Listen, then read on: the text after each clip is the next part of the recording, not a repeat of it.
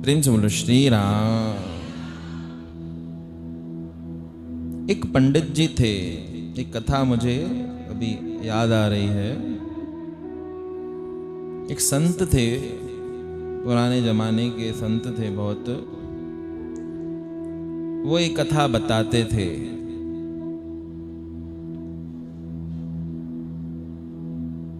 एक गांव में एक पंडित जी थे।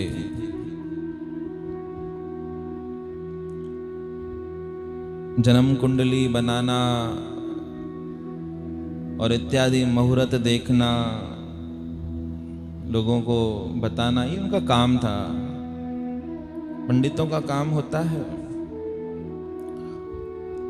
उनके पास एक लड़का काम करता था, उनके बाग की रखवाली करता, घर का छोटा मोटा काम कर लेता। प्रेम से बोलो श्री राम।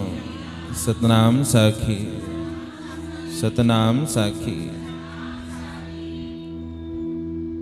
उनकी गैया की संभाल कर लेता, कभी कुछ काम कर लेता। छोटा लड़का था, अभी युवा नहीं था। अब एक दिन अकस्मात खबर पड़ी कि जवानी में ही वो लड़का भगवान को प्यारा हो गया। सबने दुख किया कि जवानी में ही मर गया, बहुत दुख की बात है। पंडित जी भी 2-4 दिन का शोक प्रकट करके वापस अपने कामकाज में लग गए। और यही होता है, संसार का नियम भी यही है। 2-4 दिन ही रोते हैं लोग। तो कौन रोता है? कितने दिन रोते हैं? हमको लगता है कि हमसे बहुत लोग बहुत ज्यादा प्रेम करते हैं, पर ऐसा है नहीं। ऐसी कोई बात है नहीं। मरने के बाद लगेगा कि कैसे चलेंगे घर वाले। चलते हैं भैया, सब होता है, सबका सब होता है। आपसे अच्छा होता है, कम नहीं होता है। क्या रुक जाता है? हमारे घर में क्या लोग मरे नहीं है क्या? आपके घर में, हमारे घर में, सबके घर में क्या मृत्यु हुई नहीं है क्या? किसी की हुई है ना?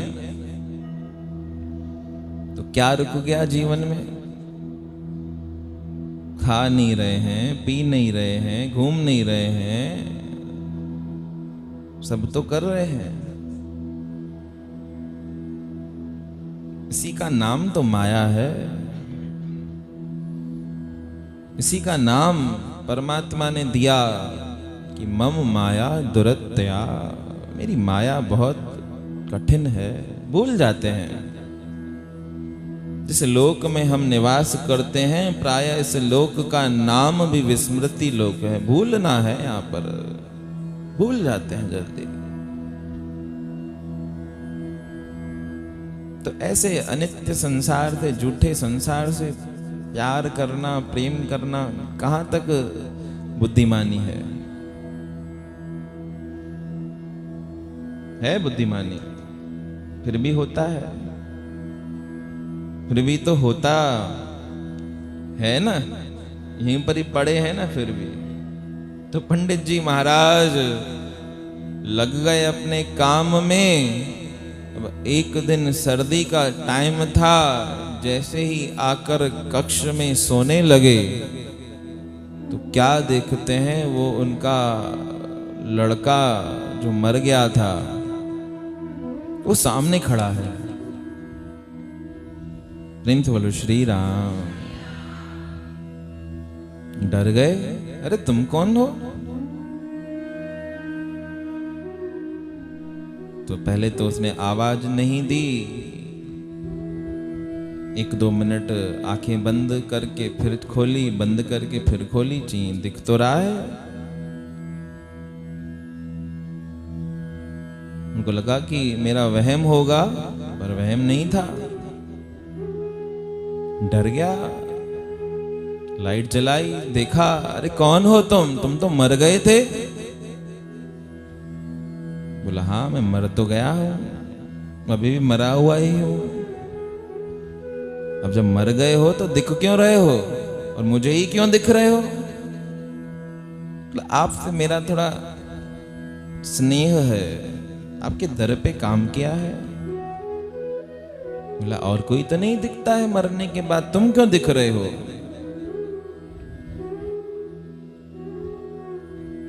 तो वो युवक बोलने लगा कि मैं इसलिए दिख रहा हूं कि मैं अब यमदूत बन गया हूं। कौन बन गया हूं? यमदूत बन गए हो? ये कौन सी नई कहानी है? ऐसे कोई यमदूत बन जाता है क्या? बोला हाँ। अच्छा भला मुझे क्यों दिखाई दे रहे हो? बोला आया था पास में, आप ही के गांव में किसी व्यक्ति के प्राण हरने वाले हैं, तो हम यमदूत उसको लेके जाते हैं ऊपर। प्रेम से बोलो श्री राम। अच्छा कौन सा आदमी है? बोला वो अमुक वैश्य कल सुबह को मरेगा। कौन सा वैश्य? अमुक नाम होगा कोई भी चाहिए। ये तो कल मेरे पास आया था, मेरे से कुंडली बनवाई थी और इसके पोते का विवाह है घर में। प्रेम से बोलो श्री राम। बोला विवाह भले हो, विवाह और मृत्यु का क्या संबंध नहीं है क्या? विवाह होगा तो क्या मरेगा नहीं क्या? विवाह अपनी जगह है, मृत्यु अपनी जगह है। पंडित जी बोलने लगे मुझे विश्वास नहीं हो रहा है। बोले एक काम करो, कल देख लेना, अगर अमुक आदमी सचपच में मर गया तो समझ लेना, और नहीं मरा तो आप सच्चे मैं झूठा। अच्छा बताओ कैसे मरेगा? वो तो भला चंगा लगा पड़ा है, न बीमारी है न कुछ रोग है, सब स्वस्थ लगा पड़ा है। तो यमदूत बोलने लगा मरने वाले के लिए तो बहाना चाहिए केवल। मृत्यु क्या? मृत्यु स्वयं अपने ऊपर कुछ नहीं लेती है, वो बहाने बनाती है। क्या होगा बताओ? बोला कुछ नहीं होगा, पेट में थोड़ा सा दर्द होगा, 5 मिनट बाद मर जाएगा। हाय राम, ऐसा कैसे होगा? पेट में दर्द होगा मर जाएगा? बोला हाँ मर जाएगा। प्रातःकाल हुआ, समाचार आया कि अमुक व्यक्ति मर गया है। कैसे मरा? अरे कुछ नहीं था, अच्छा खासा था। उसकी घरवाली ने उसको नाश्ता दिया और नाश्ता जैसे ही खाया 10 मिनट बाद पेट में दर्द हुआ और मर गया। बहुत बुरा हुआ। अब पंडित जी को जैसे ही पता चला, पंडित जी तो हक्के बक्के रह गए कि ऐसा भी होता है क्या कि यमदूत स्वयं आकर मेरे सामने खड़ा हो गया और मुझे बता रहा है। ठीक है, अब दिल से याद करने लगा यमदूत को, क्योंकि जिज्ञासा उठने लगी मन में। प्रेम से बोलो श्री राम। अब 2-4 दिन गुजरे, फिर से वो यमदूत आया, वही लड़का। बोला क्यों भैया देख लिया पंडित जी? सचमुच में मर गया ना? हाँ मर तो गया, मतलब मेरी बात सच्ची थी ना, मैं झूठ तो नहीं बोल रहा था ना? बोले नहीं भैया आप तो सच बोल रहे हो, आप सचमुच में यमदूत बन गए हो। अच्छा एक बात बताओ कि आप यमदूत बने कैसे? इसका भी तो कोई प्रोसीजर होता होगा ना, कैसे बने? तो अमुक लड़का बोलने लगा कि यमदूत बनने का भी एक बड़ा प्रोसीजर है। क्या प्रोसीजर है? कि जो व्यक्ति 84 लाख योनि को भोग कर मनुष्य शरीर को धारण करता है और उसके बाद भी पाप करता है, तो वो वापस नरक में जाता है। नरक की यातनाएं भोग भोग कर फिर जब परमात्मा की कृपा से वापस 84 लाख योनि का भोगन करता है और फिर आकर मनुष्य बनता है, फिर पाप करता है, फिर नरक में जाता है। अर्थात ऐसा चक्कर जब 100 बार चलता है तो 100 जन्म नरक की यातनाएं भोगने के बाद यमराज जो है वहां के, वो बोलते हैं इसका तो आना जाना यहाँ पर लगा ही रहा है, तो क्यों ना इसको यहाँ पर परमानेंट कर देते हैं। तो इस बार जब मैं आपके द्वार पर काम करता था, आपके घर में जब मैं काम करता था, संयोग से मेरा 100वां जन्म था। 100 जन्मों का पाप लेकर मैं जैसे ही गया यमपुरी में, तो यमराज ने मुझे नौकरी पर रख दिया। प्रेम से बोलो श्री राम। मुझे यमदूत बना दिया।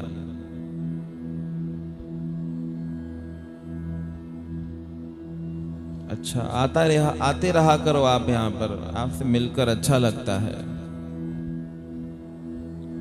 वो आता 2-4 मिनट के लिए ही था। कभी किसी प्राणी को लेके जाना हो तो आ जाता था मिलने, फिर चला जाता था। तो पंडित जी के मन की जिज्ञासाएं बढ़ती जा रही थी। प्रेम से बोलो श्री राम। ऐसे ही वार्तालाप होता था, सत्संग ऐसे ही चलता था उन दोनों का। अब एक दिन जब वो आया तो पूछ लिया, एक बात तो बताओ कि ऐसा क्या किया जाए जो नरक में आना ही ना पड़े, इस नरक की यातना को न भोगना पड़े, इसके लिए कोई विधान है? तो यमदूत ने बोला बहुत सच्चा और सही विधान है। क्या विधान है? बोला शुभ कर्म करो, कंठी धारण करो, सर पे चोटी रखो, शिखा रखो, सदगृहस्थी से अपना जीवन चलाओ, राम के नाम को सर्वप्रथम स्थान दो, तो कभी आना ही नहीं पड़ेगा। बाकी तो बहुत कठिन है यहां से बचना। अच्छा, एक बात तो बताओ, वहां पर जो ये सुना है ग्रंथों में, शास्त्रों में कि बहुत यातनाएं मिलती हैं, वो सच्ची बात है क्या? बोला हाँ, सब सच्चा ही है, झूठा थोड़ी नहीं है, सब सच्ची बात है। चलो ठीक है, एक काम करोगे? बोलो बताओ। आपकी ऐसी बातें सुनकर इच्छा हो रही है कि नरक को भी देख लूं, आप दिखा सकते हो? ये स्वर्ग और नरक मैं देख लूं? यमदूत ने बोला अभी तो मैं जा रहा हूं, नेक्स्ट टाइम आऊंगा तो बात करेंगे इस विषय में।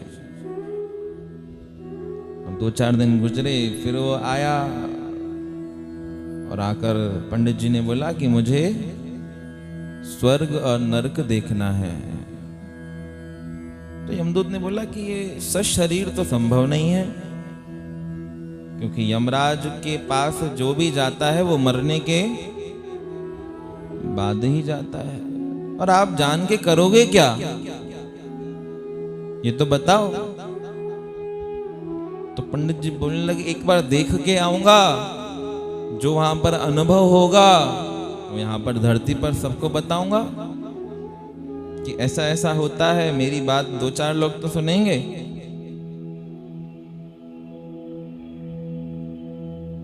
तो यमदूत ने बोला ठीक है, मैं बात करूंगा, आप इतना बोल रहे हो तो मैं अपने मालिक से, वो जो यमपुरी के राजा हैं यमराज, उनसे बात करूंगा, संभव तो नहीं दिखता है, पर बात मैं करूंगा। प्रेम से बोलो श्री राम।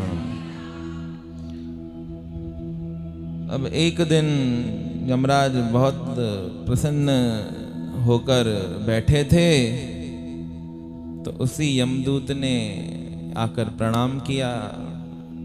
यमराज ने बोला कि आप बहुत अच्छा काम करते हो, आपका सब अच्छा चल रहा है, जल्दी ही आपकी मुक्ति कर देंगे।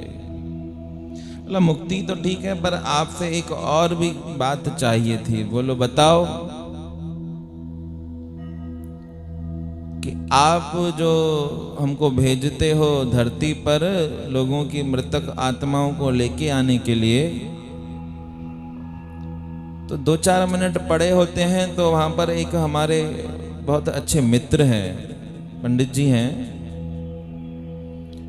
उनको इच्छा है कि एक बार केवल स्वर्ग और नरक देख लें। यमराज हंसने लगे, बोला ये कोई संभव थोड़ी नहीं है, और संभव की बात तो दूसरी है, यहां पर सशरीर कैसे आएंगे, और सशरीर आ भी गए तो उनकी बात मानेगा कौन? उनको सब पागल बोलेंगे, और बात मान भी ली तो उनको याद थोड़ी ना कुछ रहेगा। ये तो माया है परमात्मा की, कौन याद रखता है? यहाँ पर आकर नीचे जाके सब भूल जाते हैं। अगर सबको याद रहता तो ये इतने लोग पाप कर रहे हैं, ये करते क्या? ये बात तो सही है, फिर भी आप कृपा करो।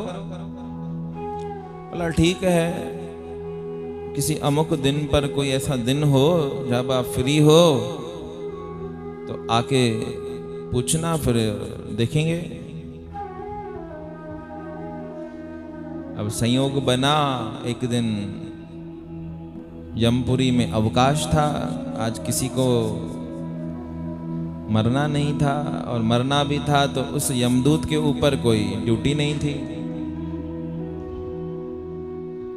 तो सब ने हाथ जोड़कर बोलने लगा कि आज मैं फ्री हूं, अगर आपकी आज्ञा हो तो लेके आऊं उनको। बोला आज ठीक है, आप लेके आओ भले, स्वर्ग और नरक दिखाकर, पर रात को लेके आना, जब वो सो जाए 4 यमदूत आप जाना, और खटिया समेत उनको, जिस खाट पर पंडित जी सो रहे हो उस खाट समेत उनको लेके आना। ठीक है। अब पंडित जी तो सो रहे थे, अचानक से 4 यमदूत आए, चारों ने उस घाट का एक एक पांव उठाया और सीधे पहुंच गए नरक में। पंडित जी उठो। उसको जैसे ही उठाया पंडित जी तो नरक को देखकर घबरा गए, ये कहां पर आ गया? अरे मैं हूं यमदूत, आपने बोला था ना कि नरक देखना है, लो आ जाओ, नरक पहुंच गए हैं अपन। अब जैसे ही नरक को देखा तो घबरा गए। इतनी पीड़ा, इतना दुख, उनकी तो सिट्टी बिट्टी गुम हो गई, बोलने की जो शक्ति थी वो ही रुक गई, बोल ही नहीं पा रहे थे, अवाक हो गए। क्योंकि दृष्टिगोचर जो हो रहा था नजारा, वो कभी कल्पना में भी नहीं देखा था, इतना भयानक दृश्य था कि किसी को पीठ पर कौड़े बरसाए जा रहे हैं, किसी जीव को उस मल मूत्र के गड्ढे में सुलाया जा रहा है, किसी को काट कर तला जा रहा है, किसी को कुछ किया जा रहा है। जैसे ही ये दृश्य देखा वो तो घबरा गए। हे राम, हे राम, हे राम, ये कहाँ लेके आए हो भैया? बोले यही तो नरक है, आप भी नहीं तो जिज्ञासा करी थी नरक देखने की, तो देखो। तो जैसा जैसा उन्होंने पुराणों में शास्त्रों में पढ़ा था वो सारा चित्रित हो रहा था। अभी तो एक नर्क देखा था। प्रेम से बोलो श्री राम, सतनाम साखी।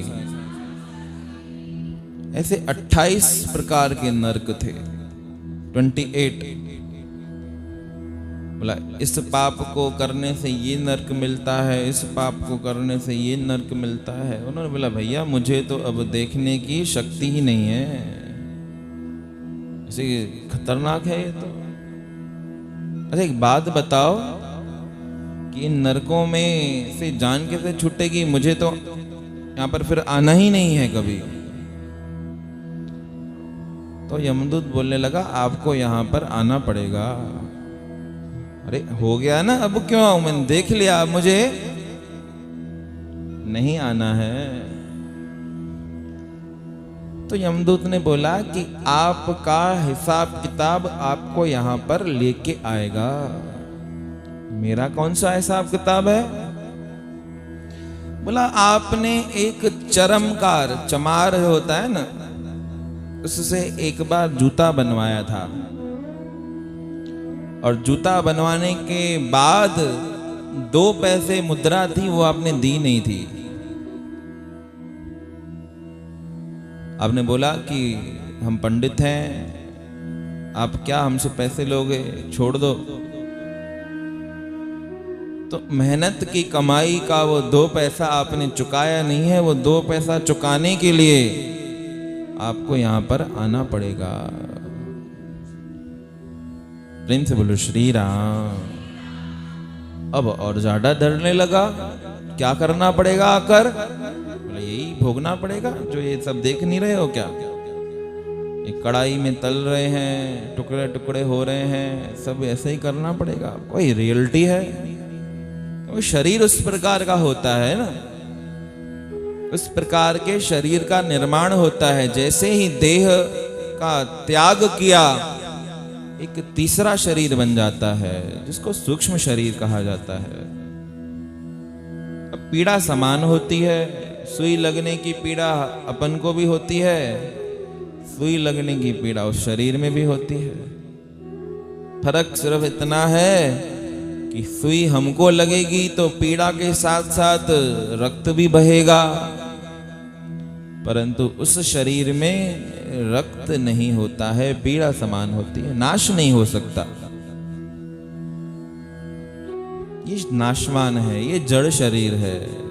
इसको अगर काट दिया उंगली को तो इस उंगली में अपनी कोई चेष्टाएं नहीं है। जब तक जुड़ी हुई है तब तक हिल रही है, काम कर रही है, सब कर रहे हैं। जैसे ही अलग हो गई तो अपनी कुछ चेष्टाएं नहीं है, जड़ हो गई वो। परंतु वो शरीर जो है उसमें जड़ता नहीं होती है, उसमें चेतनता होती है। कटने के बाद भी वो उतनी ही काम करेगी, ये फर्क होता है। तो और ज्यादा डर लगा और ज्यादा भयानक वो दृश्य देखकर और ऐसी बातें सुनकर तो वो तो अंदर से डरने लगा। पंडित जी अरे एक बात बताओ, मुझे यहाँ पर न आना हो तो उसका कुछ हो सकता है क्या? बोलो उसका जो 2 पैसे का भुगतान कर दो तो नहीं आना पड़ेगा, हिसाब किताब चुकता हो गया तो नहीं आना पड़ेगा। कहाँ है वो चर्मकार? अरे वो यहीं पर ही है, अमुक नाम के नरक में वो यातनाएं भोग रहा है, लेके चलो। उसको लेके गए उस नरक में, तो वो चर्मकार वाकायदा दिख गया। उसने बोला भाई जो आपके 2 पैसे हैं वो आप ले लो और मुझे इस हिसाब किताब से छुट्टी दो। चरमकार बोलने लगा कि भैया भारतीय मुद्रा यहाँ पर थोड़ी ना चलती है, वो तो दुनिया का एक कोना है, वहां पर वो सब बातें चलती हैं, यहाँ पर थोड़ी ना चलती है। यहाँ पर क्या चलता है? बोला चमड़े के बदले चमड़ा, अच्छा एक बात बता, 2 पैसे का जितना चमड़ा हो उतना आप ले लो, तो 2 पैसे में 1 बिलान, बिलान यानी कि 1 हाथ का, ये इतना चमड़ा मिलता है। अच्छा ठीक है, आप 1 बिलान चमड़ा ले लो भले, पर मेरी हिसाब किताब से छुट्टी करो। उसको डर लग रहा था कि ये चमड़ा दे के जान छुड़ाऊं यहाँ से, तो यहाँ पर आना तो बहुत दुष्कर है।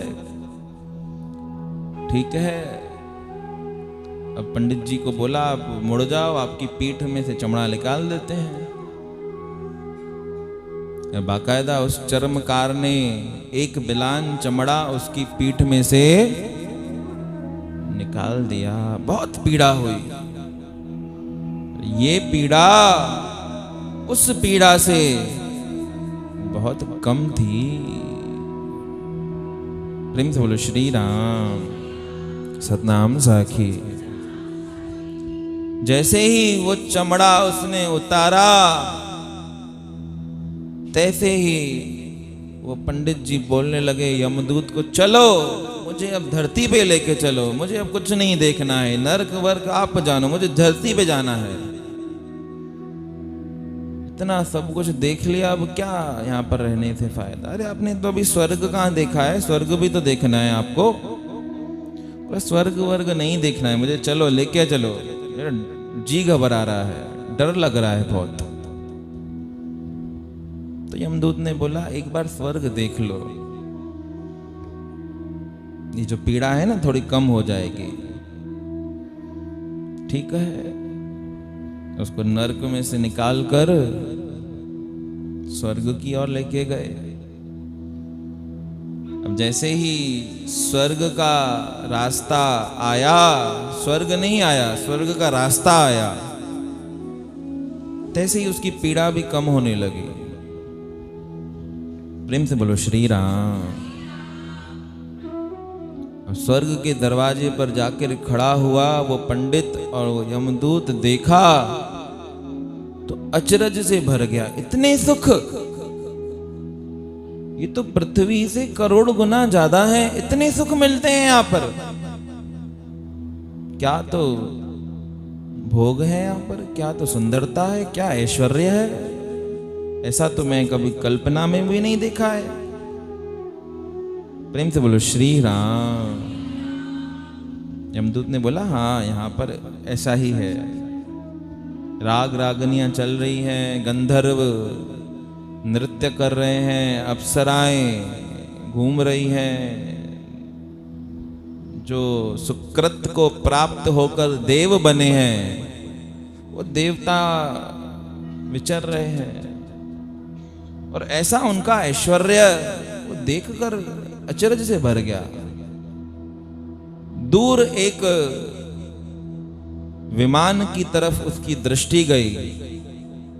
उस विमान में एक देवतुल्य पुरुष विराजमान था, जिसकी जो शरीर था वो शरीर सोने के समान चमक रहा था। प्रेम से बोलो श्री राम। जैसे ही देखा उसने बोला वो कौन है? बोला वो भी अपने सुकृतों को भोग रहा है, पुण्यों को भोग रहा है। ऐसा ऐश्वर्य था उसका कि जो कल्प वृक्ष है, कल्प वृक्ष की लताओं से उसका विमान सुसज्जित था। इतनी महक आ रही थी, चंदन का लेप लगा हुआ था शरीर पे, इसलिए सोने के जैसा प्रतीत हो रहा था। और चारों तरफ अप्सराएं थी, गंधर्व नृत्य करके उसको रिझा रहे थे। पर जैसे ही 2-3 मिनट हुए तो क्या देखता है, वो जो दिव्य पुरुष है वो मूर्छित हो गया। मूर्छित हो गया। फिर अप्सरा आई, अप्सरा ने अपना आलिंगन दिया, गंधर्वों ने उसके कानों में वो शब्द डाला, फिर खड़ा हो गया। फिर वो उसको रिझा रहे थे उसके सामने, आनंद से उसको सुखों की प्राप्ति हो रही थी। प्रेम से बोलो श्री राम।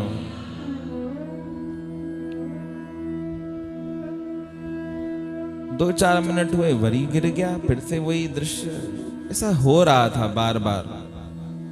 तो उसने शंका करी यमदूत से, बोला ये क्यों हो रहा है, ये क्यों गिर क्यों जा रहा है, इतने सुख को भोग कर भी कोई ऐसा कर सकता है क्या? बोला ये सुख को नहीं भोग रहा है तो क्या कर रहा है? अरे इसको बार बार नरक याद आ रहा है। क्यों नरक का याद आ रहा है? क्योंकि वहां पर इसको अभी जाना है। क्यों जाना है? अरे इसके कुल में अभी एक बच्चा पैदा होने वाला है, और वो जो बच्चा है वो कुकर्मी है, बहुत गलत मार्ग पे वो जाएगा, सब गलत बातें करेगा, मांस खाएगा, व्यभिचार करेगा, वैश्यागमन करेगा, जितने भी दुर्गुण हैं उस सब दुर्गुणों के भोगों को वो भोगेगा। उसके पाप से ये जो देवतुल्य पुरुष देख रहे हो, इसको नरकवास करना पड़ेगा। प्रेम से बोलो श्री राम। घबरा गया, बोला ये तो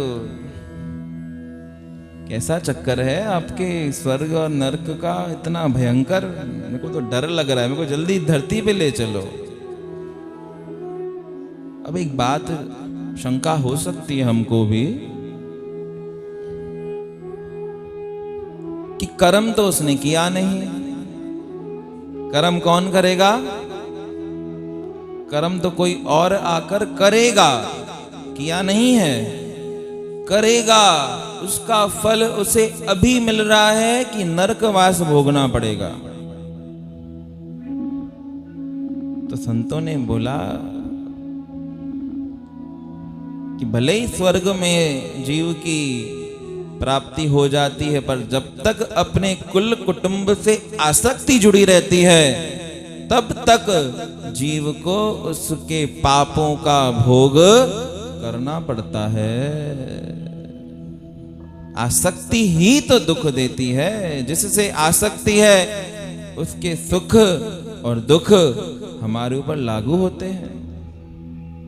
तो जब तक कुल कुटुंब में आसक्ति इसकी फंसी है तब तक ये सुखी भी होगा और दुखी भी होगा। इसलिए बोलते हैं निरासक्त भाव से जीवन को व्यापन करना चाहिए। जीव की आसक्ति ही तो है जो दुख और सुख देती है। कौन देता है? संबंधों में ही तो दुख और सुख है। पड़ोसी मरता है तो कहां पीड़ा होती है? पड़ोस में कोई मर जाता है तो कहां पीड़ा होती है? घर का कोई मर जाता है तो रो रो के एक कर देते हैं दिन रात। संबंध में ही दुख है। इसलिए कहा जाता है कि तुलसी ममता राम से समता सब संसार, राग न रोष न दोष दुख,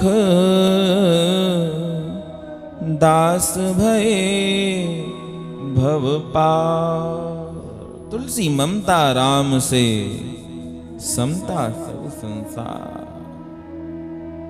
ममता करनी है, ममत्व अगर दिखाना ही है तो उस परम पिता परमात्मा से दिखाओ। समता सब संसार, ये श्रेष्ठ जीवन का श्रेष्ठ आचरण है कि निरासक्त भाव से सबसे बोलो, चलो, खाओ, पियो, पर किसी में भी आसक्ति मत रखो। यही तो संत करता है। क्यों उनको बोला जाता है कि वो जीवन मुक्त है? क्योंकि करने के बाद भी वो छूट जाते हैं, हम फंस जाते हैं। प्रेम से बोलो श्री राम। पंडित जी ने बोला मुझे जल्दी से ले चलो, मुझे ये स्वर्ग और नरक का जो ये चक्कर है, मुझे स्वर्ग में भी इच्छा नहीं है। अब नरक की तो ठीक है, पर मुझे स्वर्ग में भी नहीं आना है। यमदूत ने बोला अभी एक और तमाशा देखो, एक और दिखाना है आपको। क्या दिखाना है? चलते चलो, दिखाना है आपको। प्रेम से बोलो श्री राम। सतनाम साखी। अब रास्ते से आ रहे थे तो वापस उस नरक के सामने से जब गुजरान हुआ तो एक अमुक व्यक्ति बहुत यातनाएं भोग रहा था, रो रहा था, चिल्ला रहा था। बोला एक आपने वहां पर देखा कि वहां पर वो विमान में बैठा था, देवतुल्य था, स्वर्ण के समान उसका शरीर चमक रहा था, दैवित्यमान हो रहा था। और एक ये पुरुष है, ये कितनी यातनाएं भोग रहा है। 5 मिनट यहां पर भी खड़े रहो, एक और तमाशा दिखाता हूं आपको। प्रेम से बोलो श्री राम। बोला क्या होगा? बोला वहां पर उसके कुल में, उसके कुटुंब में एक पापी जन्म लेने वाला है। उसकी पीड़ा से, उसके पाप कर्मों के फल स्वरूप उसको नरक की यातनाएं भोगनी है। परंतु इसके जीवन में भी यही घटना घटित होने वाली है। इसके घर में इसके भाई की पत्नी, इसकी भाभी अभी अभी एक भक्त को पैदा करने वाली है। एक हरि भगत इसके घर में जन्म लेगा और जैसे ही वो धरती पर जन्म लेगा, इसको देखना क्या होता है। बाकायदा 2-4 मिनट गुजरे और जैसे ही उसने नीचे पृथ्वी पर देखा तो उसकी भाभी ने एक सपूत को जन्म दिया, एक बालक जन्म लेकर आया। जैसे ही उसने जन्म लिया तो इसका जो वो यातना से युक्त शरीर था वो सारा बदल कर पुण्यों के रूप में बदल गया और विमान ऊपर आ गए, जाने लगा स्वर्ग को भोगने के लिए। यही चक्कर है, यही दिखा रहा था आपको कि घर में दुष्ट पैदा हो जाता है, कुपात्र अगर संतान पैदा होती है तो पूर्वजों को कितना दुख भोगना पड़ता है। और वही संत अगर घर में जन्म लेता है, सुपात्र अगर औलाद है, हमारे पूर्वजों को नरक से स्वर्ग तक की यात्रा अग्रसर कर सकता है। अब भले आप चलो। प्रेम से बोलो श्री राम। सतनाम साखी। अब पंडित जी महाराज जैसे ही आए धरती पर तो प्रातःकाल हो चुका था। वो तो सोए हुए थे। सोए हुए को जैसे ही उठे तो लगा कि सपना है, एक रात में इतना सब कुछ देख लिया। परंतु जैसे ही उठे तो देखा कि सारी खाट रक्त से लहू लुहान हुई पड़ी है। कहाँ देखा तो पीठ में पीड़ा हो रही है। जो चरमकार से हिसाब किताब करके आए थे, एक बिलान चमड़ा पीठ में से निकला पड़ा है, रक्त बह रहा है। चिल्लाने लगे, बहुत दर्द हो रहा है। जैसे ही चिल्लाया तो पंडिताइन ने दरवाजा आकर खोला। बोला क्या हुआ? तो पंडित जी बोलने लगे कि कुछ नहीं, स्वर्ग और नरक देख कर आ रहा हूं। बोला पंडित जी तो ठसिया गए हैं, पागल हो गए हैं। कौन विश्वास करने वाला था? अरे सचपच स्वर्ग और नरक देख के आया हूं, प्रमाण नहीं है तो प्रमाण देख लो पीठ पर। ये किसने मार दिया? न कोई आया न कोई गया, ये कैसे हो गया? हिसाब किताब चुकता करके आया हूं। इतने में तो गांव इकट्ठा हो गया। गांव ने बोला पंडित जी क्या हो गया है? बोला स्वर्ग और नरक की यात्रा करके आया हूं, किसी को बताना नहीं है, अब पंडिताई नहीं करनी है, अभी कुंडलियां नहीं बनानी है। प्रेम से बोलो श्री राम। जैसे ही ये बोला तो सबने बोला कि पंडित जी को तो पागल खाने में भर्ती करा दो, उनको तो शौक लगेंगे अब। प्रेम से बोलो श्री राम।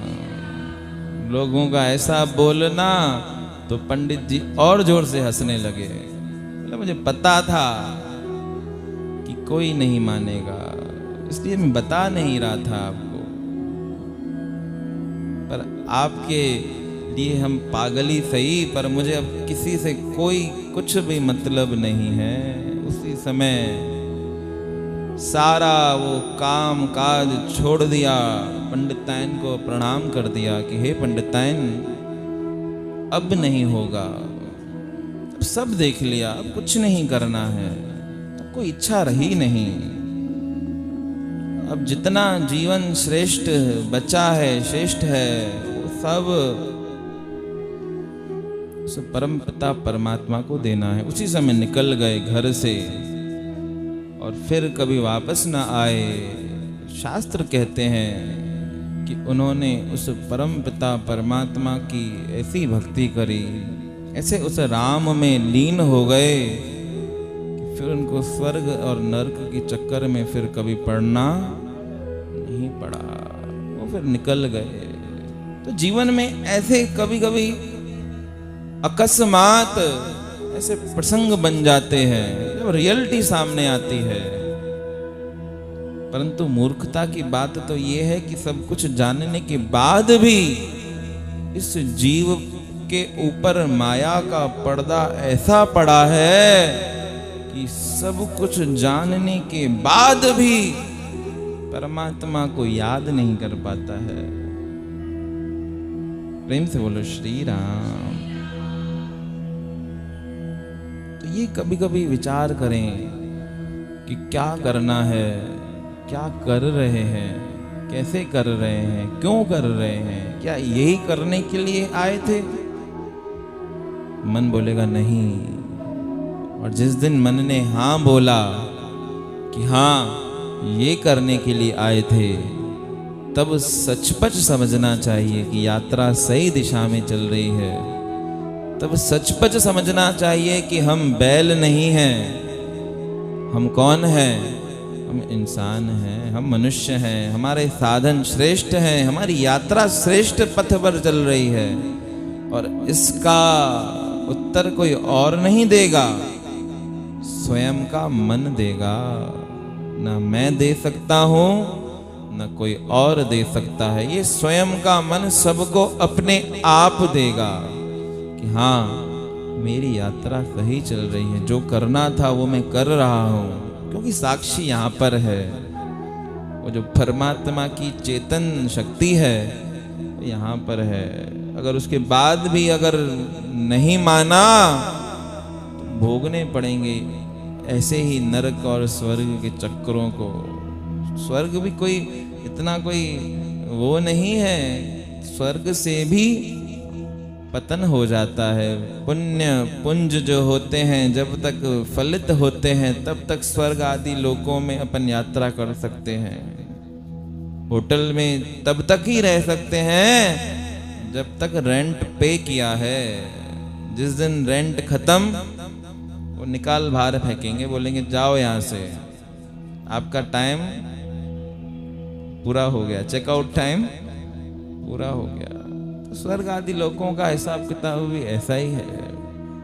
तो ज्यादा घमंड नहीं करें, गुमान नहीं करें स्वर्ग को भोगने के बाद भी वहां से भी पतन हो सकता है।